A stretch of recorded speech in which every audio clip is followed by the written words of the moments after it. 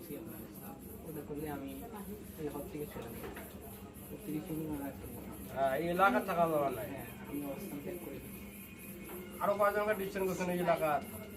এই এলাকায় আমি অনেক লোকের ডিস্টার্ব করছি। তো অনেক জনে অনেক অনেক জায়গা থাকে, কত শ্মশান আছে, কত মন্দির আছে, তোমার কি এই জায়গা তোমার তো অবশ্যই খারাপ, এই জন্য তোমার ভাগে দিচ্ছে মনে হয় যদি সম্ভব। শ্মশান টশান করে চোখে দেখেন না, হ্যাঁ দেখি তো কত মন্দির আছে, তার সারি তোমরা এই জায়গাতে তোমার ভেজাল আছেন দেখি তোমাকে লেগে জম করে তোমাকে ওই জল থেকে বাদ দিতে করছেন। হ্যাঁ আমাদের এখানে অবস্থান দেয় নেই দেখি তাই আমি এখানে এসেছি। আচ্ছা এখন কি করা যাবে?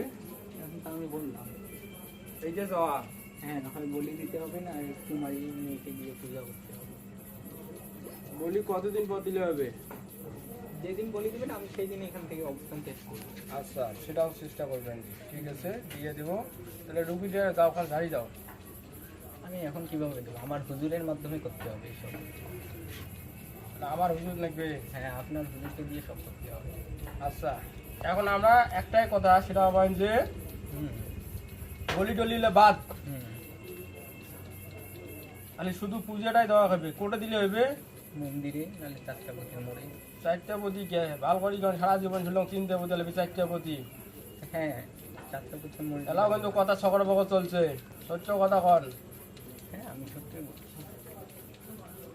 আচ্ছা ঠিক আছে হুজুর আসে তো।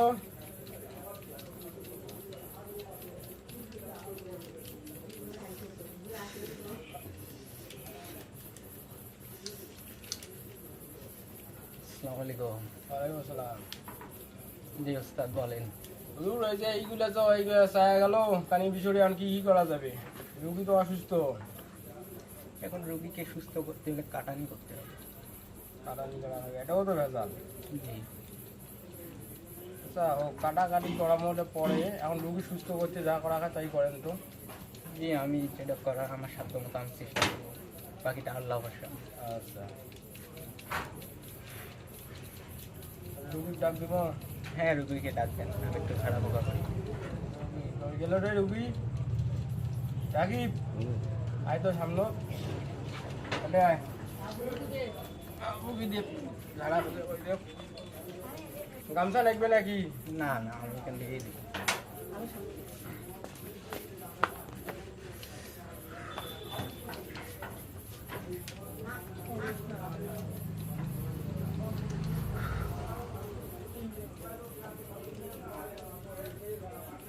সাইডে যাও। আছে হুম এখন এখন কাটা